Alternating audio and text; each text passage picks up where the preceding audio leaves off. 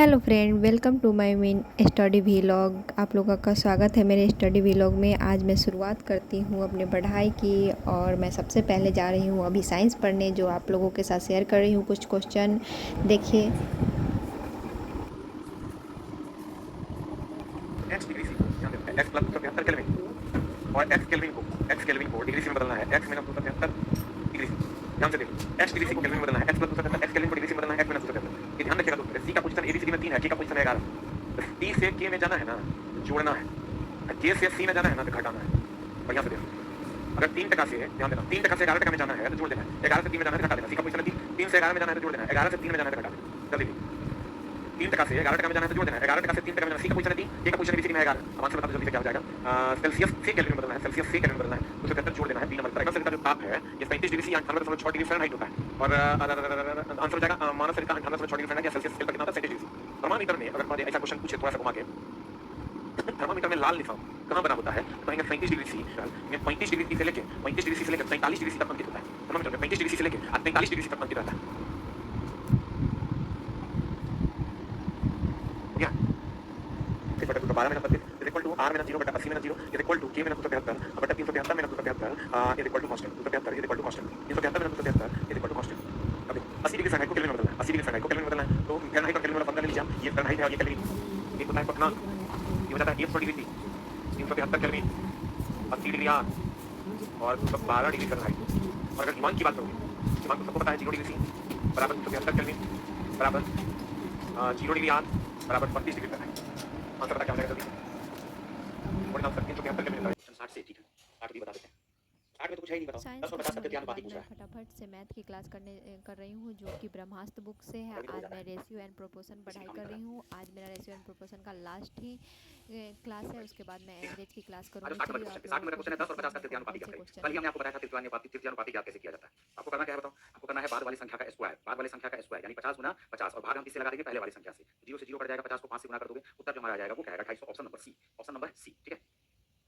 बराबर 7 ले लोगे, y बराबर 3 ले लोगे। क्वेश्चन हमसे पूछ रहा है X square plus Y square और इसके बटे में ये आ जाएगा X square minus Y square ठीक है। तो एक्स स्क्वायर करेंगे तो 7 का स्क्वायर 49, 3 का स्क्वायर करोगे 3 या 9, नीचे में आ जाएगा 49 माइनस। अगर ए का मान दो दिया हुआ है तो 4 ए प्लस 7, 4 दूनी 8, 8 7 क्या आएगा 15। ए का मान दो रखोगे 11 दूनी 22, 22 प्लस 3 मिलकर क्या आ जाएगा 25 और 6 ए का मतलब 6 दूनी 12। इसका चतुर्थानुपात बोला है, चतुर्थानुपात निकालने के लिए हम 25 को 12 से गुना कर देंगे और भाग किसे लगाएंगे 15 से। 5 दिया 15, 5 बचे 25, 3 चौका क्या आ जाएगा 12, उत्तर आ जाएगा 20 के। आंसर आ गया ऑप्शन नंबर डी। चलो पूरा क्वेश्चन बन गया, बहुत बहुत बधाई, संतोष, बहुत बढ़िया बहुत बढ़िया। क्या गर्मी से देखो पसीना।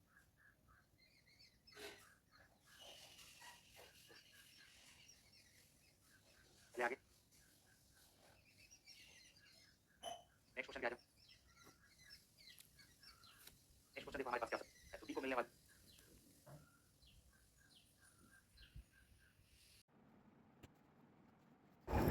मॉर्निंग के 2 क्लास करने के बाद मैं आती हूँ और उसके बाद मैं लगभग 12 बजे से 1 बजे तक सो जाती हूँ। मैं 11 बजे तक कोचिंग से आती हूँ और वहाँ से उसके बाद मैं खाना वाना खाने के बाद 12 से 1 मैं सो जाती हूँ। फिर मैं उठती हूँ और अपने कोचिंग के होमवर्क्स जो भी मिले हुए रहते हैं मैं उसको लर्न करने में लग जाती हूँ, जो कि बहुत सारे लर्न करने के लिए मिलते हैं। और कुछ क्वेश्चन हम लोगों को हम ग्रुपों ने, मतलब लड़कियों के ग्रुपों ने एक्स्ट्रा भी ऐड कर लिया है। बहुत सारे बुक ऐसे हैं जो एक्स्ट्रा ऐड कर लिए हैं, वो भी हम लोगों याद करते हैं। और जल्दी से फटाफट मैं पहले साइंस याद करती हूँ स्पीडी का, और वो उसके बाद मैं करंट अफेयर याद करूँगी। फिर मैं सार संग्रह याद करूँगी, सार संग्रह में तीनों याद करूँगी, फिजिक्स केमिस्ट्री बायोलॉजी। और उसके बाद फिर मैं उसके ज्योग्राफी भी याद करूँगी। फिर खान सर के नोट्स जो हैं उसका मैं हिस्ट्री याद करूँगी, करंट अफेयर याद करूँगी। और उसके बाद फिर मैं आगे की क्लास करूँगी। आगे की क्लास तो आप लोगों के साथ शेयर नहीं कर सकती हूँ, क्योंकि उस समय एक ही मोबाइल रहता है और मैं उसका रिकॉर्ड नहीं कर पाती हूँ कि मैं कौन से क्लास कर रही हूँ। लेकिन मैं बता दे रही हूँ कि मैं उसके बाद मैथ की क्लास करती हूँ, जो कि अभी मैं एलिगेशन पढ़ाई कर रही हूँ। और कोचिंग में भी एलिगेशन भी पढ़ाई हो रहा है, और ऑनलाइन से भी मैं एलिगेशन पढ़ाई करी जो यूट्यूब पर मैराथन क्लास है उससे। और उसके बाद मैं क्लॉक रीजनिंग का कर रही हूँ, और इसका रीजनिंग और ब्रह्मास्त्र बुक से मैं क्लॉक कर रही हूँ। और जो नॉर्मल कोर्स है मैं उससे एलपी का जो कोर्स ली हुई हूँ उससे मैं इक्वालिटी का क्वेश्चन कर रही हूँ। और फिर मैं आगे आप लोगों के साथ शेयर करती हूँ कि मैं क्या क्या करती हूँ।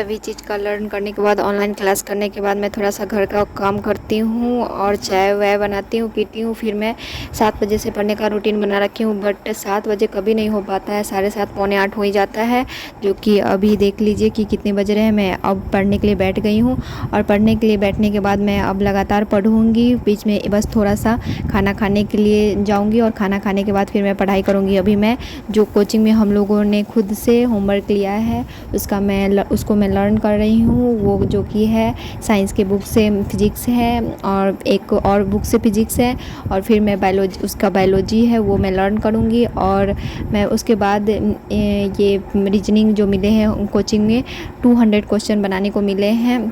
मैथमेटिक ऑपरेशन का जो है वो 200 क्वेश्चन बनाना है, वो मैं पूरा बनाऊंगी। और उसके बाद फिर मैं हम कोचिंग में हर चैप्टर से 10 क्वेश्चन मिलते हैं बनाने के लिए, क्योंकि वो रिवीजन होते रहता है पीछे का, और ऐसे तो भूल जाते हैं हम लोग, लेकिन पीछे का रिवीजन होने के कारण मतलब वो भी मिलते हैं, वो मैं करूँगी। और उसके बाद फिर देखते हैं कि कितने बजे तक होता है आज का होमवर्क पूरा कंप्लीट। चलिए बने रहिए।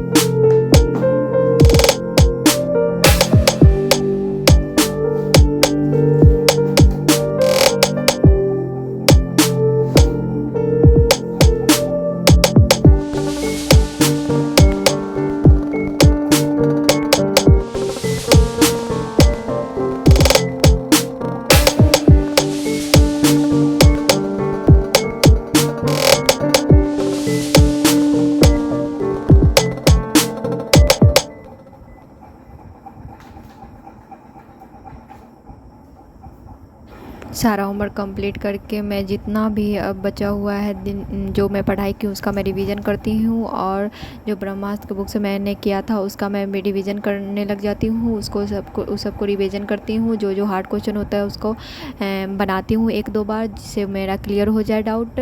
और उसके बाद मतलब टाइम बहुत ज़्यादा हो जाता है, इसके लिए मैं अब अपने पढ़ाई को बंद करने जा रही हूँ। फिर मैं अगले दिन की रूटीन सुबह 5 बजे से बनाऊँगी।